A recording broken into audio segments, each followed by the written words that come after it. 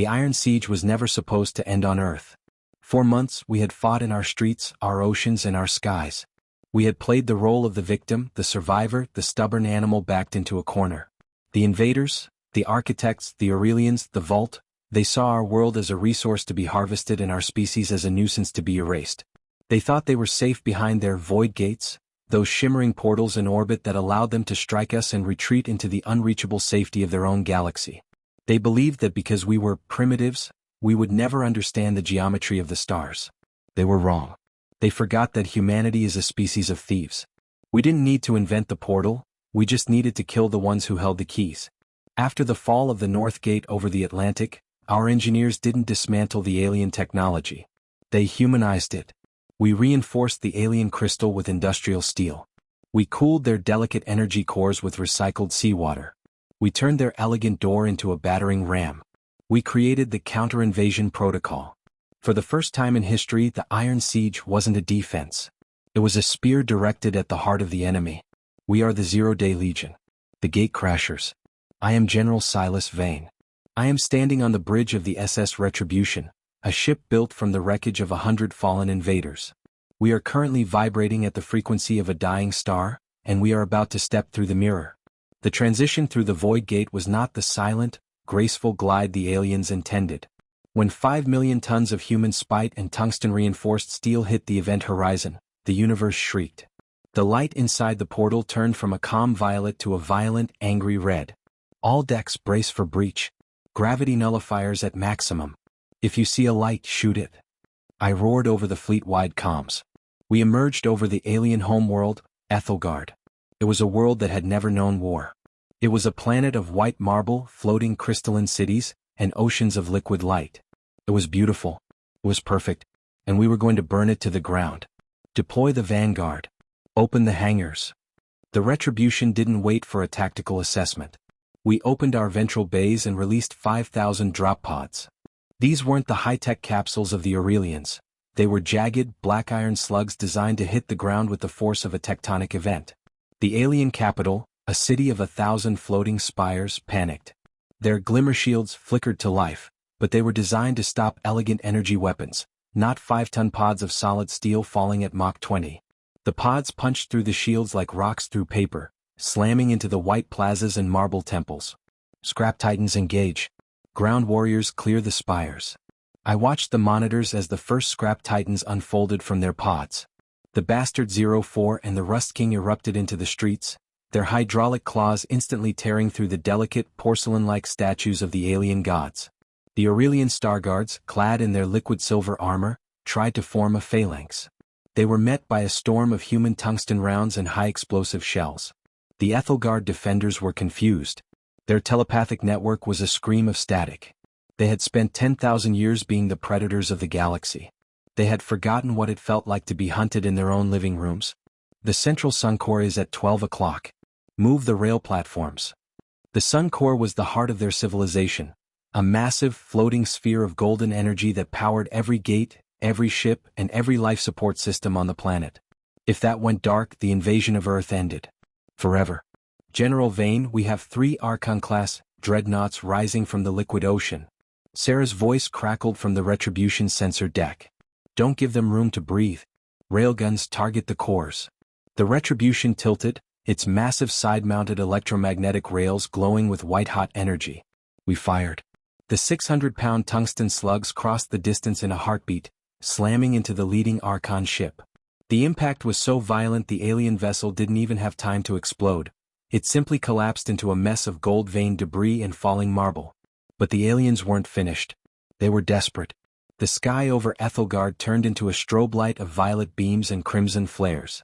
Our Mirror Knights took to the exterior hulls of our ships, standing in the vacuum of space, using their reflective shields to bounce the alien lasers back into their own towers.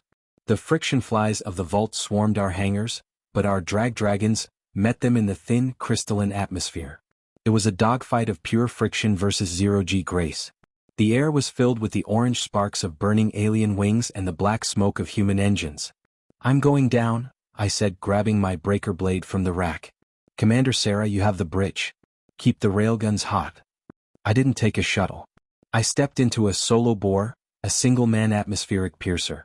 The descent was a blur of white marble and blue blood. I slammed into the central plaza of the high sanctum, the impact shattering the ground beneath my boots. I stepped out of the pod, my heavy breacher, armor hissing as it pressurized. Ahead of me was the high priest of the Aurelians. He was 10 feet tall, a being of pure light and arrogance, holding a staff that hummed with the power of 1,000 suns. "You are poison," his voice echoed in my skull. "You are a broken species. You do not belong in the garden." "I don't like gardens," I replied, igniting my breaker blade. "I like parking lots." The high priest lunged. He moved with a speed that bypassed my visual sensors, but my static rig picked up the neural impulse. I parried the staff, the collision creating a shockwave of gold and orange energy that leveled the nearby columns. I didn't fight with grace. I fought with the grit of a man who had seen his city burn. I used my shoulder-mounted slugger to fire point-blank into the priest's chest, the tungsten flechettes shredding his silver robes.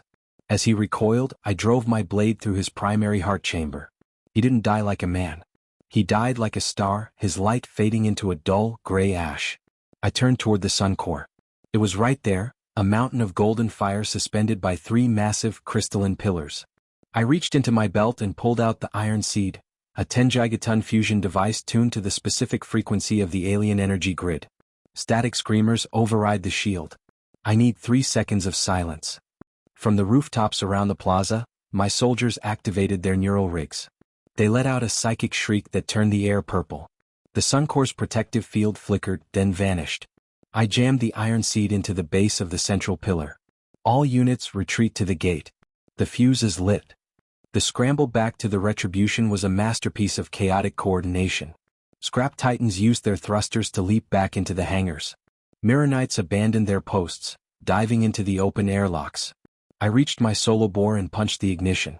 We cleared the atmosphere just as the iron seed reached critical mass. The explosion wasn't a fireball. It was a cancellation. The sun core didn't blow up, it imploded. The golden energy of the alien world was sucked into a single, microscopic point before being released in a massive, white-hot pulse of electromagnetic fury. The sun core died. The floating cities of Aethelgard lost their gravity wells and began to fall, one by one, crashing into the oceans of light below. The void gates across the galaxy flickered and shut down. The invasion was over. The invaders were stranded. The Retribution dived through our own portal, the event horizon collapsing behind us as we returned to Earth's orbit. I stood on the bridge, looking out at the moon. The sky over Earth was quiet. The alien ships that had been hovering over our cities were now nothing more than drifting, powerless hunks of metal. The gods had been cut off from their heaven. Humanity had proven the ultimate truth of the Iron Siege. You can come to our world. You can try to harvest our souls. You can tell us that we are the bottom of the evolutionary ladder. But we are the species that knows how to build a better ladder. We are the ones who will take your door, walk through it, and blow up the house on the other side. We are the Zero-Day Legion. We are the architects of the counter-strike. The sun core is gone. The gate is closed. The Iron Siege is over. I looked at my hands. My armor was covered in the dust of a world that didn't exist anymore. I took a deep breath of the recycled air, and for the first time in a year, I didn't feel the weight of the war. Victory. Not a defensive one. Not a survival one. A total, absolute victory. The mission is complete. The war is won. Earth is still here. And we're the only ones left with the keys.